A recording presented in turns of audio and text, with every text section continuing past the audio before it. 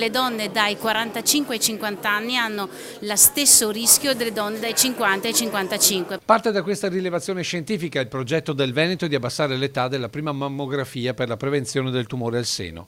Finora le soglie per il controllo di routine erano fissate dai 50 ai 74 anni, con quasi 200.000 donne che sono sottoposte a screening. L'ULSS più attiva è la 2, marca trevigiana, con il 100% degli inviti all'esame e l'82% di adesioni, contro la media nazionale fissata all'84% degli inviti e quasi il 60% di adesioni. Esami che nella nostra regione hanno individuato oltre 1.000 cancinomi mammari, quasi tutti tra i 50 e i 69 anni.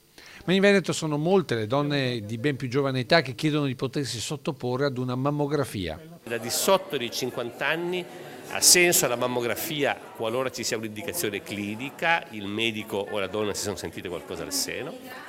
Al di sopra dei 50 come screening. Se non c'è un'utilità del fare la mammografia è solo un esame non solo inutile ma dannoso. Perché significa comunque sottoporsi a degli stress fisici e psicologici determinati magari da approfondimenti e risultati che poi si rivelano dei falsi positivi. Tutto questo, che si chiama il rischio di sovradiagnosi, cioè diagnosticare qualcosa che poi di fatto non c'è, va tenuto da conto perché ogni esame inutile è un esame dannoso per la serenità delle nostre donne. Rimane comunque la fascia giovane, per la quale la Regione Veneto, prima in Italia per risultati nella lotta al tumore al seno, ha deciso di avviare una sperimentazione che riguarderà tutte le donne dai 45 ai 74 anni della ULSS 5 Polesana e 6 Euganea. Abbiamo deciso di fare una proposta di screening personalizzato, quindi non tratteremo tutte le donne nella stessa maniera, ma in base al rischio che calcoleremo con un test del rischio appunto familiare e calcolando la densità del seno decideremo